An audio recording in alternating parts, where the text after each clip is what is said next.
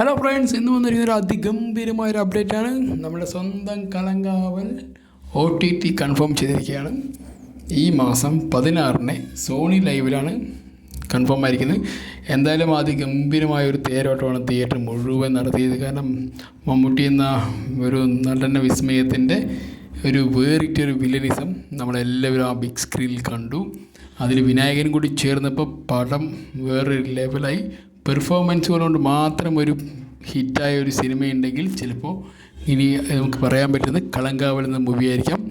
ഒരു വേറിട്ട വില്ലനിസം, ഒരു സൈക്കോപാത്ത്, ഒരു അൾട്ടിമേറ്റ് വില്ലൻ എന്ന് വെച്ചാൽ ഒരിക്കലും വില്ലൻ എന്ന ഒരു മെയിൻ ഒരു ആക്ടർ വില്ലനാകുമ്പോൾ ഉണ്ടാകുന്ന കുറേ മാറ്റങ്ങൾ നമ്മൾ ഇതുവരെ കണ്ടിട്ടുണ്ട്.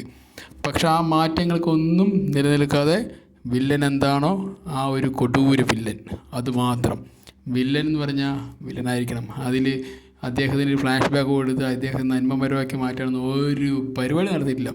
അതിന് ബിഗ് സല്യൂട്ട് കൊടുക്കുന്നത് ജിതിൻ കെ ജോസിനെയാണ്. അദ്ദേഹത്തിൻ്റെ ഡയറക്ഷൻ കിടുമോനെ കിടുക്കാച്ചി. എന്തായാലും ഇങ്ങനെയൊരു സിനിമയായി വന്ന് മലയാളക്കാരെ ഒന്നടങ്കം ഞെട്ടിച്ചു.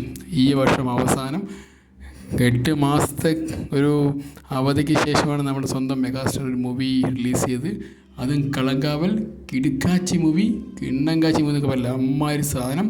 പടം അങ്ങനെ അടിച്ചു കയറി നിന്നു. നമ്മളെല്ലാവരും തിയേറ്ററിൽ കണ്ടു. ഗംഭീരമായ പെർഫോമൻസ്.